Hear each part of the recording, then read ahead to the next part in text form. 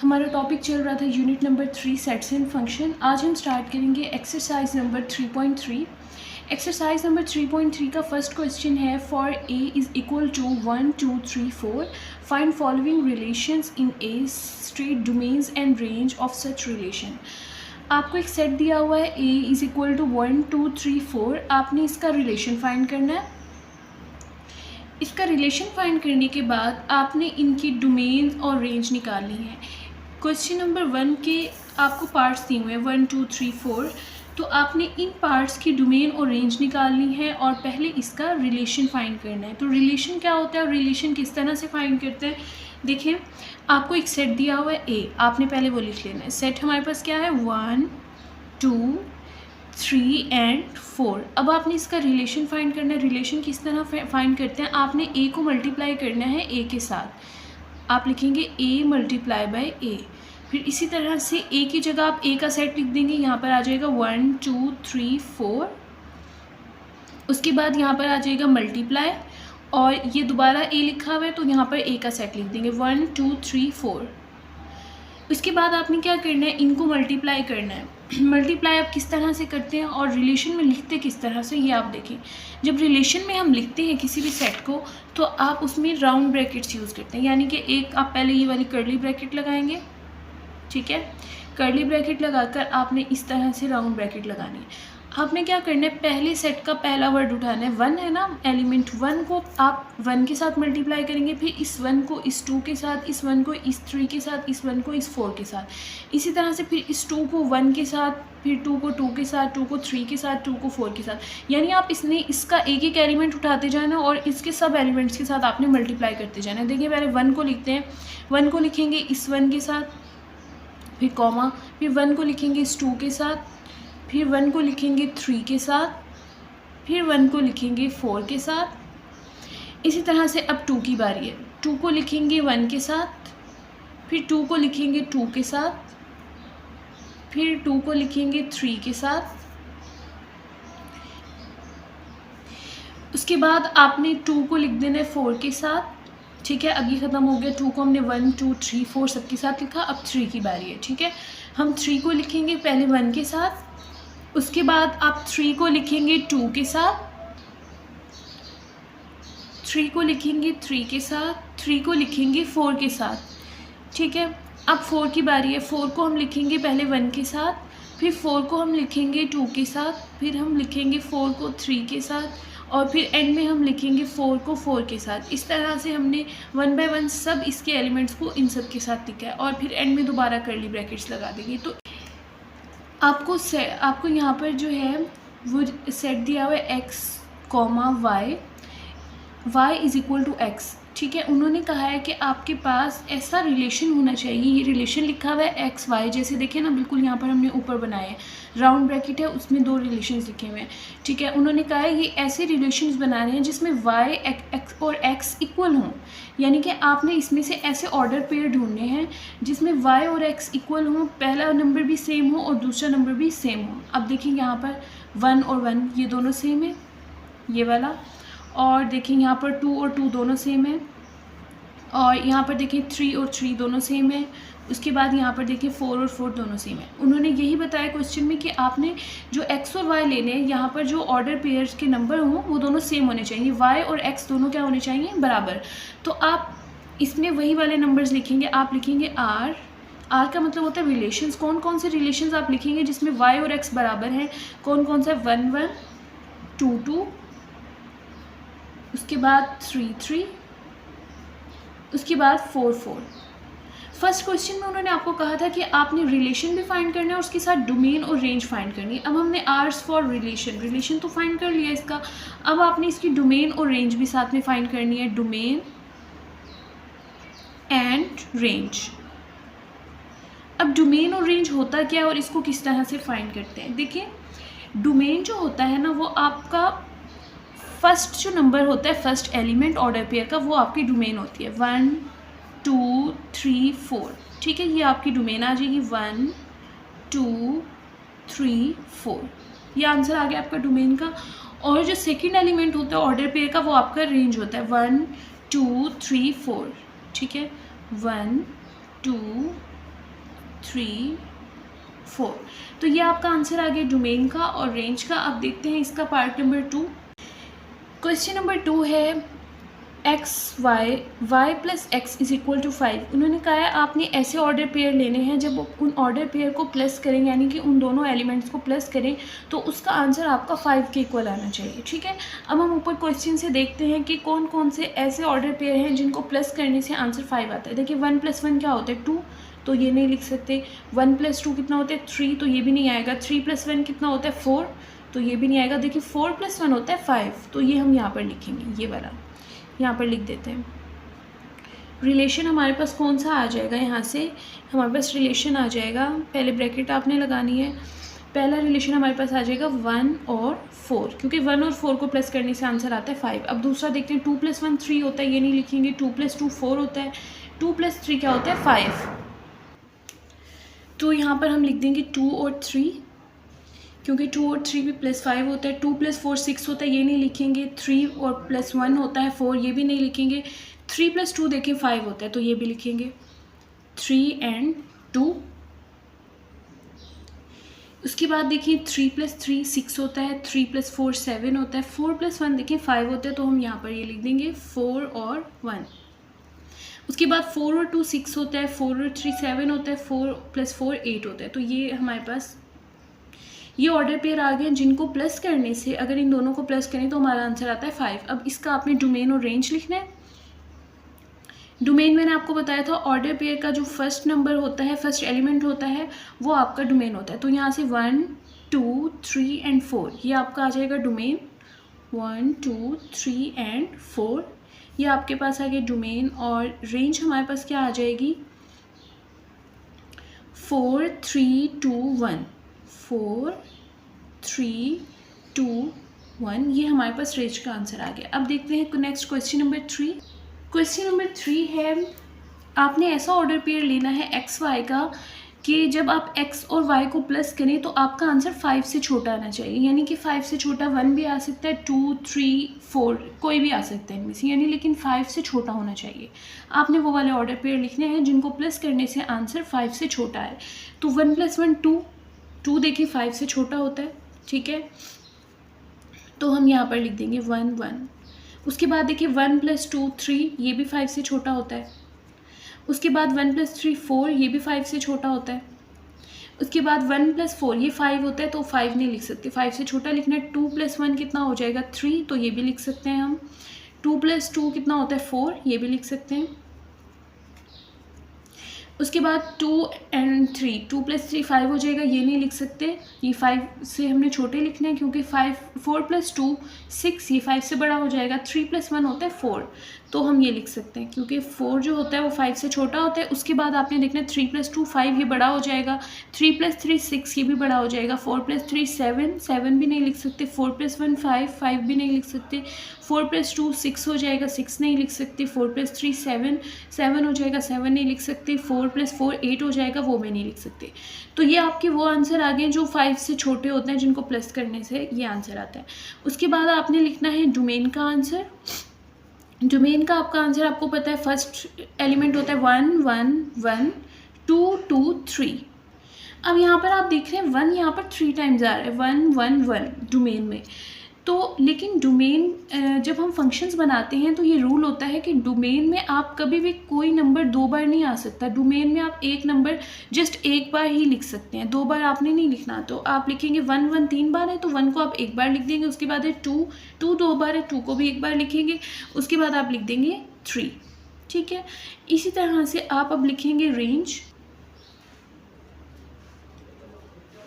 Range देखिए, range में है 1 2 3 1 2 1। ठीक है, तो इसमें आपको पहला नंबर नज़र आ रहा है 1, दूसरा है 2, फिर है 3 और फिर दोबारा 1 आ रहा है, तो 1 दोबारा नहीं लिखेंगे। 2 दोबारा आ रहा है, वो नहीं लिखेंगे। 1 भी दोबारा आ रहा है, नहीं लिखेंगे, क्योंकि एक बार लिख चुके हैं।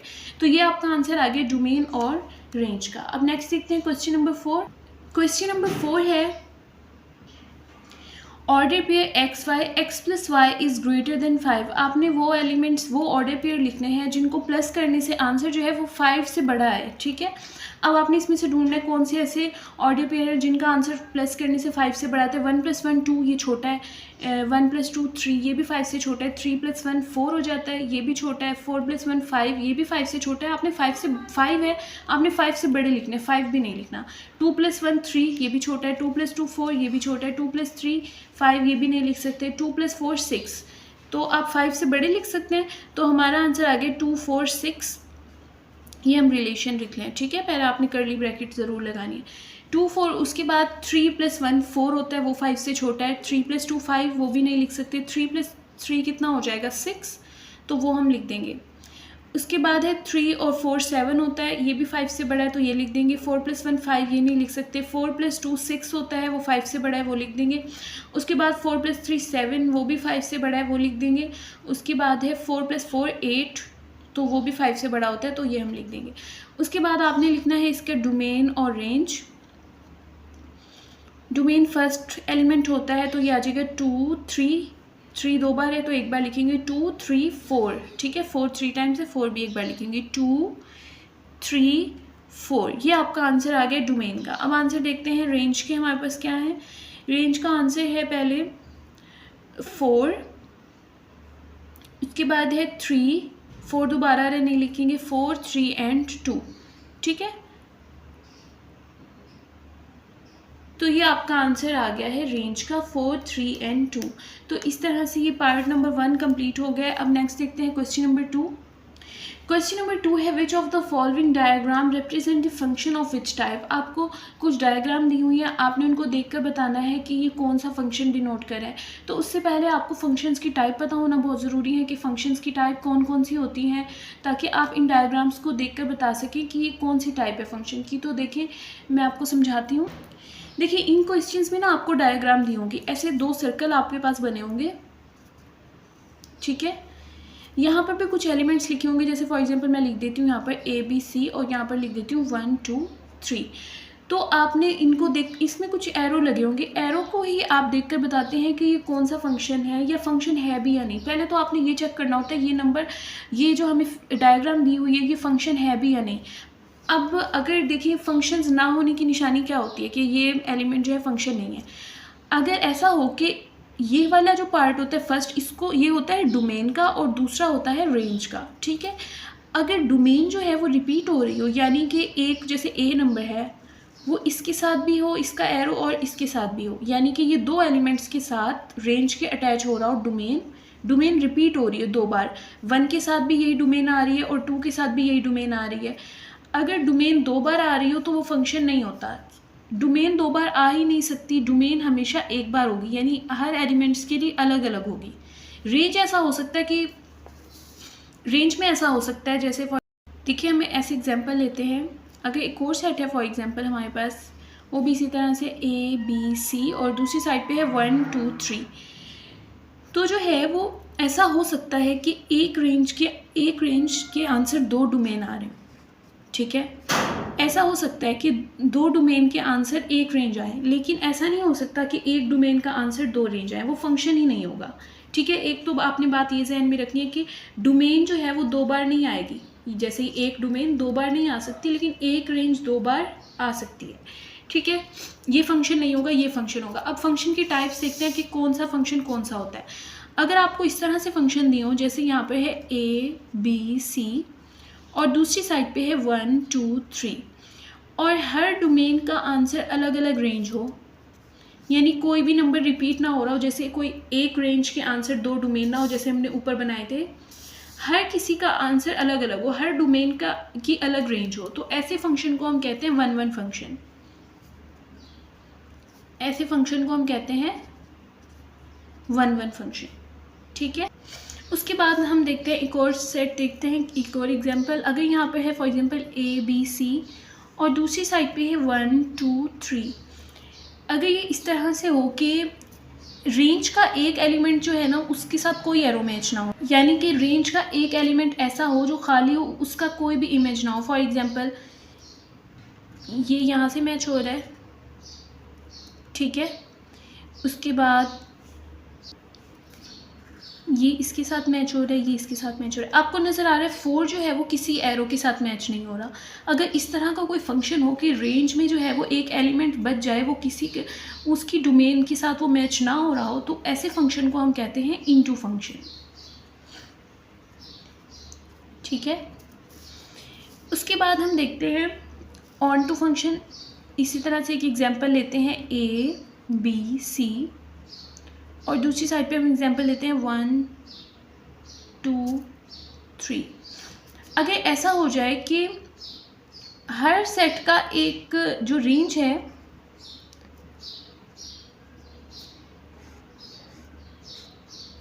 रेंज में कोई भी ऐसी वैल्यू, कोई भी ऐसा एलिमेंट ना बचे जो खाली हो, यानी उसका वो किसी का इमेज ना हो फंक्शन में। ठीक है, तो ऐसे सेट को हम कहते हैं ऑन टू फंक्शन। यानी कि अगर रेंज में कोई एलिमेंट बच रहा होगा तो वो होता है इनटू फंक्शन। अगर रेंज में कोई भी एलिमेंट ना बचा हो, यानी कि सारे एलिमेंट्स जो हैं वो इमेज हो, तो वो होता है ऑन टू फंक्शन। और अगर हर एलिमेंट का अलग अलग इमेज हो, जैसे इसका भी अलग इमेज है, इसका भी अलग इमेज है, इसका अलग इमेज है, तो वो फंक्शन होता है वन वन फंक्शन। ठीक है, ऑन टू फंक्शन ऐसे भी हो सकता है। देखिए ऑन टू फंक्शन की मैं आपको एक और एग्जांपल देती हूँ। ऑन टू फंक्शन इस तरह भी हो सकता है, जैसे यहाँ पर है ए बी सी और यहाँ पर है 1 2। ठीक है, मैंने आपको कहा था ऐसा हो सकता है कि रेंज का एक एलिमेंट यहाँ पर 2 नंबर्स के साथ मैच हो रहा हो। ठीक है, अब देखें हमने जस्ट ऑन टू फंक्शन में ये चेक करना है कि इस रेंज में कोई भी एलिमेंट ऐसे खाली ना हो जो एरो के साथ मैच ना हो रहा हो। तो यहाँ पर सारे एलिमेंट फिल हैं, तो ये फंक्शन कौन सा हो गया, ऑन टू फंक्शन।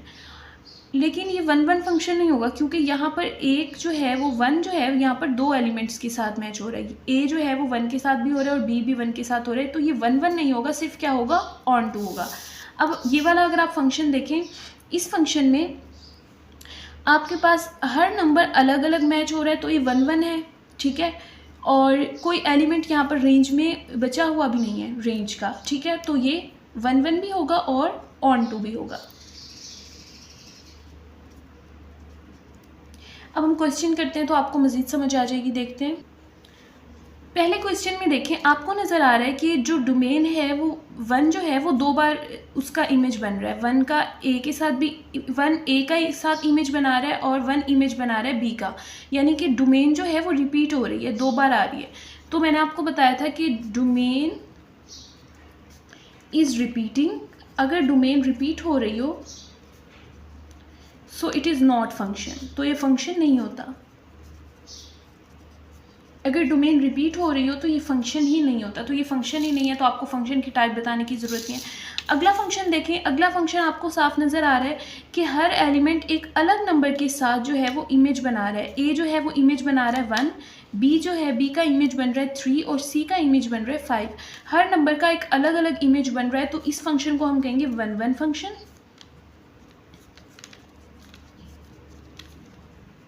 और दूसरी चीज़ आप चेक करें, मैंने आपको कहा था कि आप रेंज में देखते हैं कि रेंज में कोई नंबर खाली तो नहीं है, यानी कि रेंज का कोई नंबर ऐसा तो नहीं है जिसका इमेज ना, जो किसी का इमेज ना हो डोमेन में।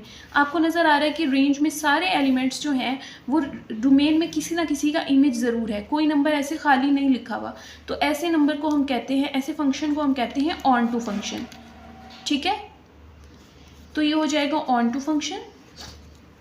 अब इसी तरह से क्वेश्चन नंबर 3 देखें, डायग्राम नंबर 3 भी बिल्कुल सेम है। देखिए हर नंबर जो है वो अलग अलग मैच हो रहा है, तो ये ऑन टू फंक्शन भी है और साथ में 1 1 फंक्शन भी है।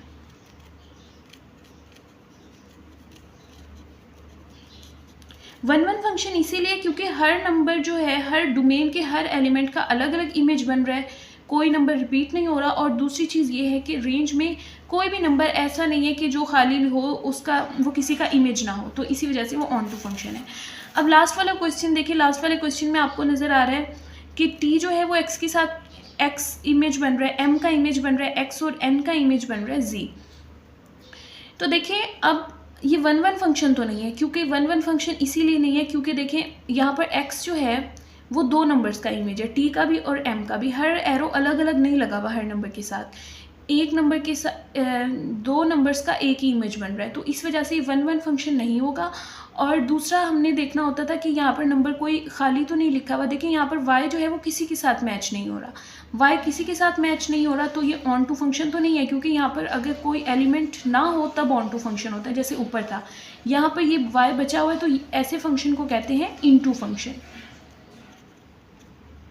जहाँ पर रेंज में कोई ऐसा एलिमेंट हो जो किसी का भी इमेज ना हो, यानी कि खाली हो y, उसके साथ कोई एरो ना हो, ऐसे फंक्शन को हम कहते हैं इनटू फंक्शन। अब आपने ये देखना है एक और चीज़, देखिए 1 1 फंक्शन और ऑन टू फंक्शन। 1 1 फंक्शन और ऑन टू फंक्शन को हम मिलाकर कहते हैं बाइजेक्टिव फंक्शन, यानी वो नंबर जो ऑन टू भी हो और 1 1 भी हो उसको हम कहते हैं बाइजेक्टिव फंक्शन। ठीक है, तो हम इसको कहेंगे कि ये वाला बाइजेक्टिव फंक्शन है, क्योंकि यहाँ पर जो है वो 1 1 भी है, ये ऑन टू भी है, और इसी तरह से ये भी ऑन टू भी है, 1 1 भी है, तो हम इसको कहेंगे ये भी कौन सा फंक्शन है, बाइजेक्टिव फंक्शन है। तो ये आपने याद रखने हैं इनके नाम। नेक्स्ट देखते हैं पार्ट नंबर 3 की तरफ चलते हैं। पार्ट नंबर 3 है, if gx is equal to 3x plus 2 and hx is equal to x square plus 1 then find g0। यानी कि आपने g0 फाइंड करना है। अब किस तरह से फाइंड करना है, देखिए पहले यहाँ पर g वाली आपने वैल्यू उठा लेनी है। g वाली वैल्यू कौन सी है, gx is equal to 3x plus 2। आपको क्या चाहिए, g0, और यहाँ पर क्या है gx, तो आपने क्या करना है, इस x की जगह पर 0 लगा देना ताकि ये g0 बन जाए। जहाँ पर भी इस इक्वेशन में x है उसकी जगह पर आप क्या लिख देंगे, 0। x की जगह पे हमने लिख देना 0, यहाँ पर भी x की जगह लिख देंगे 0। ठीक है, तो हमारा आंसर क्या बनेगा, 3 को जब आप 0 से मल्टीप्लाई करेंगे तो आपका आंसर क्या आ जाएगा, 0 प्लस 2 वैसे ही, और इसका आंसर क्या बन जाएगा, 0 प्लस 2 2। तो g0 का हमारे पास आंसर क्या आ गया, 2। इसी तरह से नेक्स्ट क्वेश्चन है g माइनस 3, फिर वैसे ही gx वाला क्वेश्चन लिखेंगे। gx वाला जो हमें क्वेश्चन दिया हुआ था वो है 3x प्लस 2। अब आपने मालूम करना था -3, यानी x की जगह पर क्या आना चाहिए, -3, तो आप यहाँ पर x की जगह लिख दें -3। जहाँ पर भी x है इस क्वेश्चन में वहाँ पर आप -3 लिख देंगे, यहाँ पर भी -3 आ जाएगा प्लस 2। तो इसको सॉल्व करते हैं, देखिए 3 3 सा क्या हो जाएगा, 9, और साथ में माइनस है, तो आपका आंसर क्या आ जाएगा, -9, और ये क्या है, +2। माइनस प्लस क्या होता है, -9 - 2 आप करेंगे तो आपका आंसर आ जाएगा 7, और बड़ी वैल्यू के साथ माइनस है तो माइनस का 7 बचेगा। तो g-3 का आंसर आपके पास आ गया है -7। इसी तरह से थर्ड क्वेश्चन देखते हैं। इसका थर्ड क्वेश्चन है g2/3, यानी कि यहाँ पर दिया हुआ है gx is equal to 3x plus 2। पहले आपने वही क्वेश्चन लिखना है, gx is equal to 3x plus 2। अब यहाँ पर दिया हुआ है gx, लेकिन आपने मालूम करना है g2/3, तो x की जगह पर आप क्या लिख देंगे, 2/3। 2/3, यहाँ पर भी x की जगह हम लिख देंगे 2/3, बाकी सारा वैसे लिखा। देखिए 3 वैसे ही आ गया, x की जगह 2/3 प्लस, और ये 2, 3 3 से हो जाएगा कैंसिल, यहाँ पर बच जाएगा 2 + 2। 2 + 2 क्या होता है, 4, तो 4 आपका आंसर है। नेक्स्ट देखिए यहाँ पर दिया हुआ है एज, और इसके साथ है -1/2। पहले हम g वाली वैल्यू लिख रहे थे, लेकिन अब उन्होंने एज का कहा है तो हम ये वाला उठाएंगे ना क्वेश्चन से, h x is equal to x² + 1। देखिए नेक्स्ट क्वेश्चन है h1, और आपको पता है क्वेश्चन आपके पास था h x is equal to x² + 1। आपने क्या करना है, इस x की जगह पर यहाँ पर 1 लिख देना है। तो x की जगह पर हमने वहाँ पर 1 लिख दिया, और x² की जगह यहाँ पर x की जगह हमने 1 लिख दिया। स्क्वायर वैसे ही आ गया, +1 एज इट इज़। 1 का स्क्वायर लेंगे, 1 1 = 1 + 1, 1 + 1 कितना आ जाएगा, 2। तो h1 का हमारे पास आंसर आ गया 2। नेक्स्ट देखें h-4, तो h-4 में हम पहले क्वेश्चन लिखेंगे जो हमें दिया हुआ था, hx is equal to x² + 1। आपने क्या करना है, पहले x की जगह पर हमने क्या लिख देना है, -4। ठीक है, यहाँ पर भी x की जगह पर हम लिख देंगे -4 का स्क्वायर + 1। अब देखिए माइनस का जब स्क्वायर लेंगे, यानी कि माइनस को 2 बार मल्टीप्लाई करेंगे, माइनस माइनस प्लस हो जाता है, और 4 4 हो जाएगा 16 + 1। 16 + 1 क्या हो जाता है, 17। तो 17 आपका यहाँ से आंसर आ गया। हमें क्वेश्चन में क्या दिया हुआ है, hx is equal to x² + 1। तो अब आपको क्या चाहिए, h -1/2, और यहाँ पर है hx, तो आपने x की जगह लिख देना -1/2। जहाँ पर भी x है वहाँ पर आपने लिख देना -1/2, यहाँ पर भी आप लिख देंगे -1/2। 2 प्लस 1 और माइनस एक्स का स्केयर है तो -1/2 का भी क्या आ जाएगा, स्केयर। अब इस वाले हिस्से को सॉल्व करते हैं। देखें माइनस का जब आप स्केयर लेंगे यानी माइनस को आप 2 बार मल्टीप्लाई करेंगे, माइनस माइनस क्या हो जाता है, प्लस हो जाएगा, ठीक है। और 1 का स्केयर लेंगे, 1 1 ज़ा भी आ जाता है 1, 2 2 ज़ा क्या आ जाएगा 4 और इसके साथ +1 वैसे ही आ जाएगा। अब आपने नेक्स्ट क्या करना है, इसका एलसीएम ले लेना है। एलसीएम क्या आ जाएगा 4, यहाँ पर कुछ नहीं है तो 1 होता है। 4 को जब आप 4 से डिवाइड करेंगे तो आपका आंसर आ जाएगा 1, 1 को 1 से मल्टीप्लाई करेंगे 1 1 ज़ा 1, 4 को 1 से डिवाइड करेंगे तो आपका आंसर आ जाएगा 4, 4 को 1 से मल्टीप्लाई करेंगे 4 1 ज़ा 4, तो 4 + 1 कितना हो जाता है 5/4। तो ये 5/4 जो है ये आपका यहाँ से आंसर आ जाएगा, ठीक है। उसके बाद क्वेश्चन नंबर 5 देखें। क्वेश्चन नंबर 5 है, नेक्स्ट स्टार्ट करते हैं। क्वेश्चन नंबर 4 है, given that f of x is equal to ax plus b plus 1 where a and b are constant number, if f of 3 is equal to 8 and f of 6 is equal to 14 then find the value of a and b। आपको ये question दी हुई है, आपने इसमें a और b की value मालूम करनी है और यूज़ किसको करना है, उन्होंने कहा है f3 जो है वो 8 होता है और f6 जो है उसका आंसर है 14। आप इन दोनों को बारी बारी यूज़ करके आंसर निकालेंगे। देखिए सबसे पहले हमें इक्वेशन जो दी हुई है आप लिखेंगे गिवन दैट, आपको इक्वेशन दी हुई है f of x is equal to ax plus b plus 1। आपने क्या करना है, आप पहले ये वाला हिस्सा यूज़ करेंगे f3। आपको यहाँ पर दिया हुआ है f3 इज इक्वल टू 8, यानी कि f3 का आंसर क्या आता है 8। यहाँ पर हमें दिया हुआ है fx, तो आप इस x की जगह पर ना 3 लिखते हैं, ठीक है ना। x की जगह पर आप क्या लिख देंगे 3, तो ये बन जाएगा f3, ठीक है। लिखते हैं, देखें ये हो जाएगा x की जगह हम लिख देंगे 3, f3 इज इक्वल टू, यहाँ पर भी x की जगह हम लिख देंगे 3 प्लस b प्लस 1। अब देखिए f of 3 किसकी इक्वल है 8, तो हम इस f of 3 की जगह पर यहाँ पर लिख देंगे 8 और बाकी वैसे ही रहेगा। तो यहाँ पर आ जाएगा 8, बाकी सारा एज इट इज़ रहेगा। यहाँ पर आ जाएगा 3a प्लस b प्लस 1, ठीक है।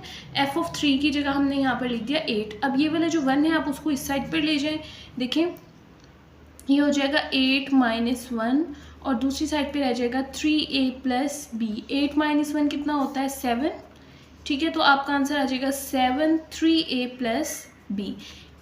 इस तरह से इक्वेशन नंबर 1 बन गई। अब आपने इक्वेशन नंबर 2 बनानी है। इक्वेशन नंबर 2 आप किस तरह से बनाएंगे, आपने यूज़ करना है f6 इज इक्वल टू 14। पहले हमने ये यूज़ किया था, अब हम यूज़ करेंगे f6 इज इक्वल टू 14। पहले हम क्वेश्चन लिख लेते हैं, f of x is equal to ax plus b plus 1।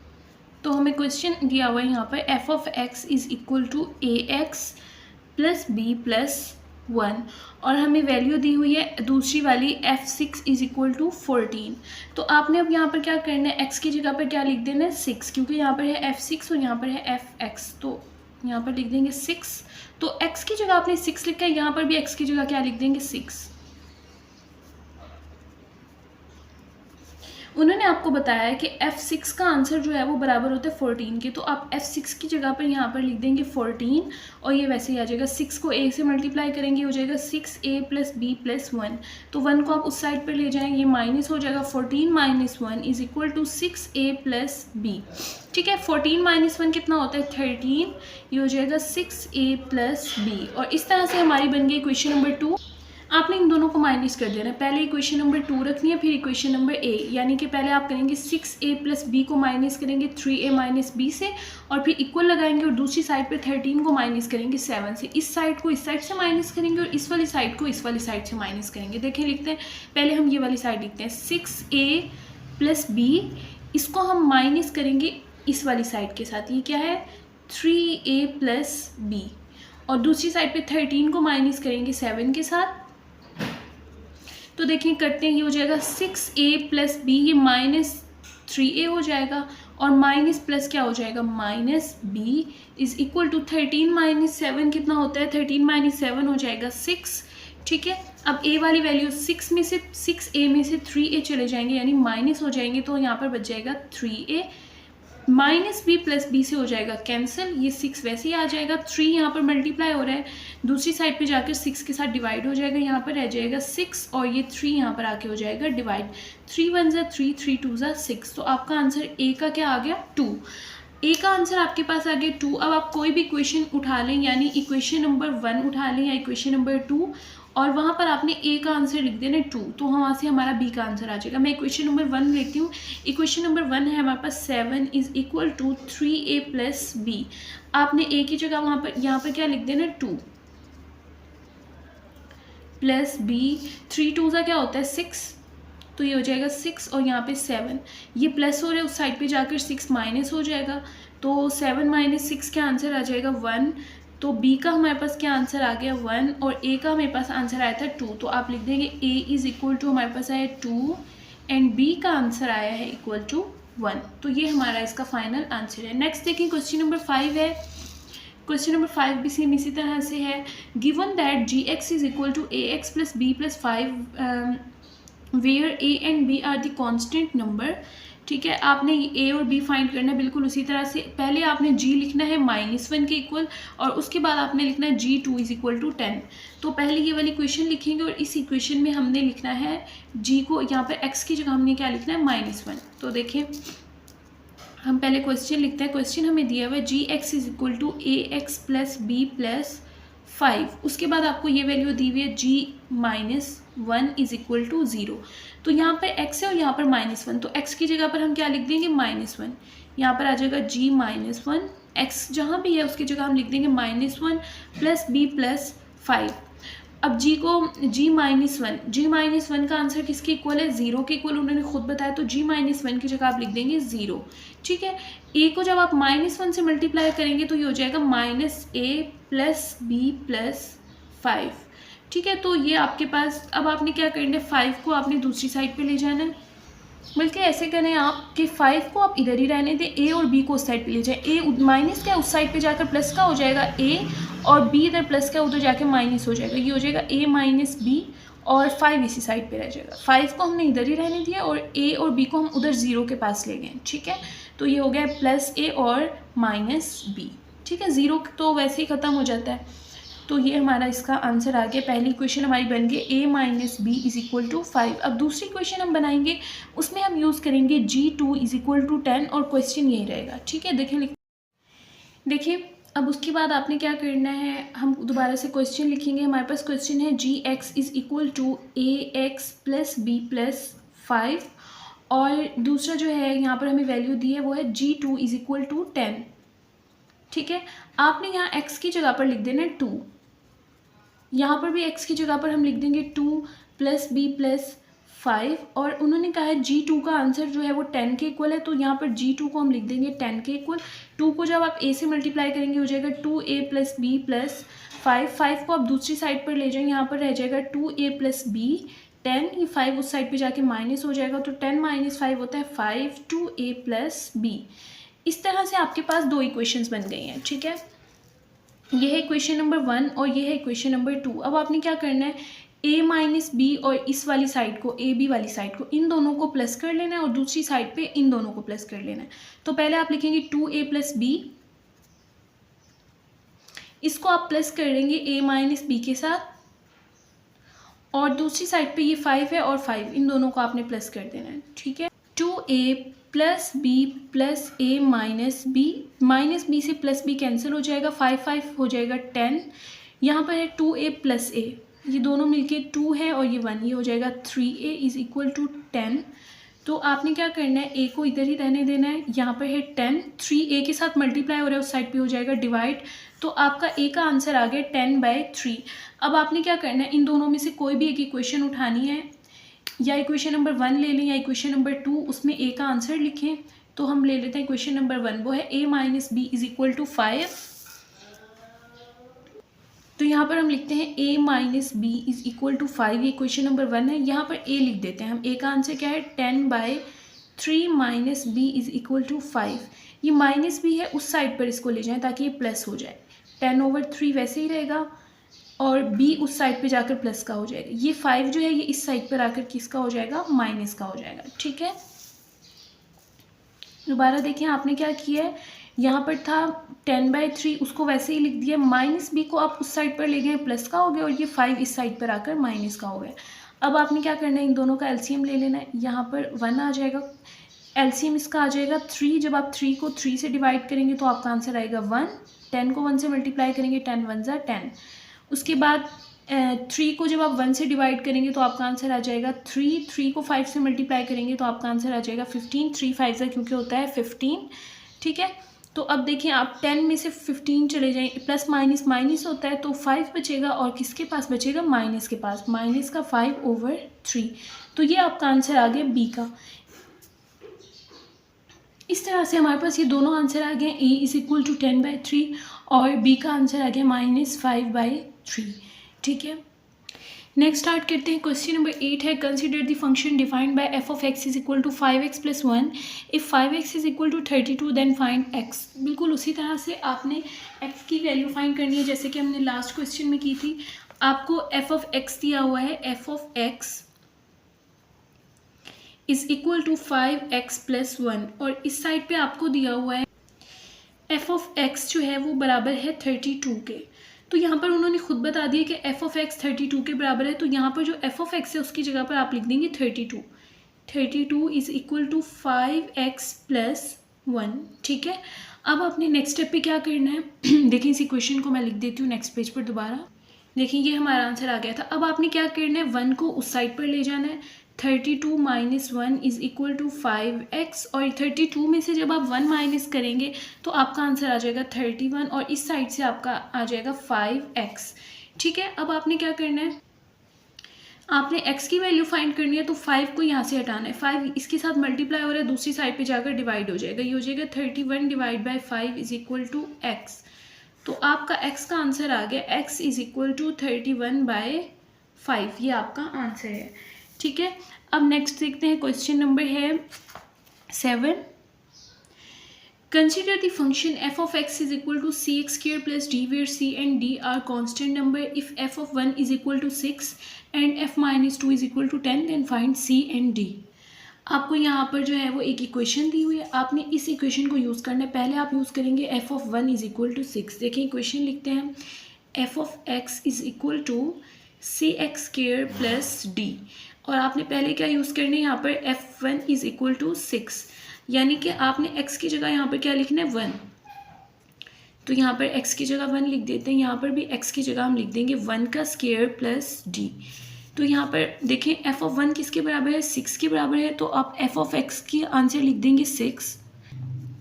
उसके बाद देखें c को जब आप 1 से मल्टीप्लाई करेंगे 1 का स्क्वायर 1 ही आ जाएगा, c को जब आप 1 से मल्टीप्लाई करेंगे तो वो c ही हो जाएगा और ये d। तो आपका एक आंसर आ गया c + d is equal to 6। अब आप दूसरा फाइंड करते हैं, यानी कि अब आप यूज़ करेंगे f - 2 इज इक्वल टू 10 और क्वेश्चन आपका यही रहेगा। देखिए क्वेश्चन लिखते हैं, f of x is equal to cx² plus d और आपने इक्वेशन इसमें यूज़ करनी है -2 इज इक्वल टू 10, यानी कि x की जगह अब आपने क्या लिखना है -2 और यहाँ पर भी x की जगह पर आप क्या लिखेंगे -2 का स्क्वायर प्लस d। अब आपको पता है f - 2 किसके बराबर है, 10 के, तो आप यहाँ पर लिख देंगे 10। f - 2 की जगह हमने लिख दिया 10। c माइनस का जब आप स्क्वायर लेंगे, यानी माइनस को जब हम माइनस से मल्टीप्लाई करेंगे तो वो प्लस हो जाता है, 2 2 ज़ा क्या हो जाएगा 4। उसके साथ आप लिख देंगे यहाँ पर d, ठीक है। यहाँ पर है 10, c को जब आप 4 से मल्टीप्लाई करेंगे हो जाएगा 4c प्लस d।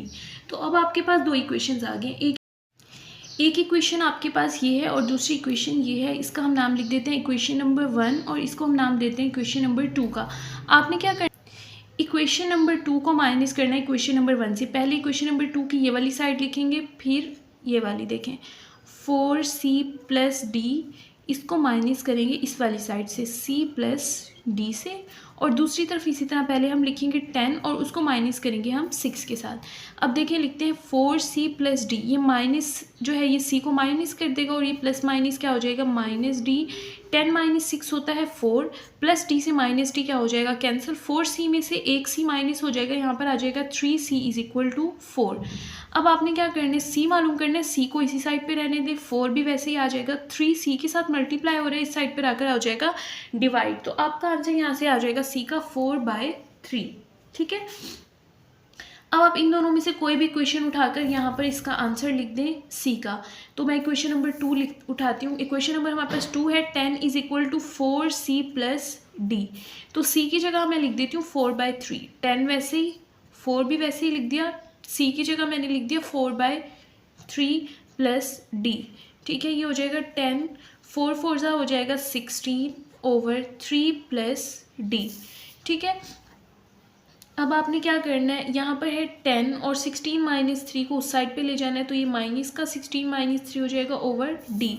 अब आपने इन दोनों का एलसीएम लेना है, इन दोनों का एलसीएम आ जाएगा 3, यहाँ पर कुछ नहीं है तो आप 1 लिख दें। 3 को जब आप 1 से डिवाइड करेंगे तो 3 आंसर आ जाएगा, 3 10 होता है 30। 3 को जब आप 3 से डिवाइड करेंगे आपका आंसर आ जाएगा 1। 1 को आप 16 से मल्टीप्लाई करेंगे तो आपका आंसर आ जाएगा 16। ठीक है, अब आपने क्या करना है, 30 में से 16 को माइनस करना।